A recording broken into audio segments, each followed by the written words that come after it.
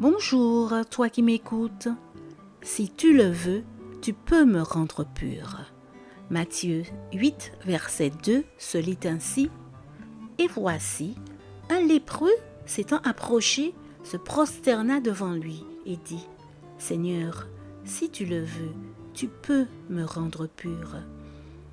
Ce lépreux se voit interdire l'accès au monde des bien-portants dont il se sait définitivement exclu.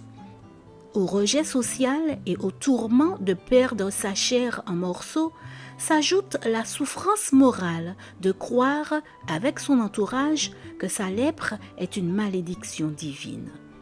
Mais il ne peut réprimer le désir de se sentir accueilli un jour par l'amour d'une personne aimée. C'est pourquoi il guette chaque matin, au bord de la route, le nouveau maître dont on dit qu'il produit des miracles. Lorsqu'il le reconnaît à son arrivée, il ne peut réprimer ses pulsions et se précipite à sa rencontre. C'est alors que se produit l'événement terrible et prévisible. Avec un cri, toutes les personnes présentes, terrifiées, se détournent. Tous, sauf Jésus, qui, au lieu de fuir, s'approche. Il semble que le maître cherche à entrer en contact avec ceux que tout le monde considère comme les plus éloignés de Dieu, les plus perdus, les victimes de la vie, les oubliés, les exclus, même ceux qui se conforment le moins aux normes de la société, les rejetés, qu'ils soient responsables ou non de leur discrimination. Des personnes marginalisées parce qu'elles sont dangereuses ou parce qu'elles font peur. En fin de compte, c'est la même chose, le résultat est le même. Jésus reconnaît leurs besoins.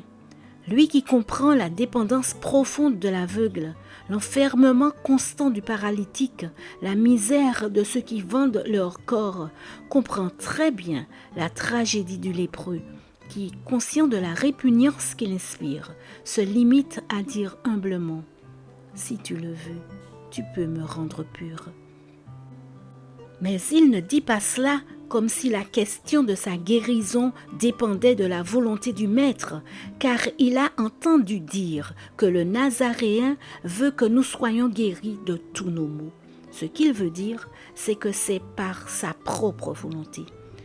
Je souhaite que tu me guérisses tout en sachant que je ne peux rien exiger de toi. Le Maître fait alors quelque chose de bien plus beau que la guérison. Il tend la main et touche l'intouchable sans crainte. Le geste est si inhabituel que les 3 évangiles synoptiques le mentionnent en des termes identiques. Matthieu 8, verset 3, Marc 1, verset 41, Luc 5, verset 13. Jésus le toucha. Seigneur, je sais que la lèpre du péché me souille aussi de diverses manières. J'ai besoin de ton toucher de guérison. Merci pour ton amour. Amen. Bonne journée sous le regard de Dieu.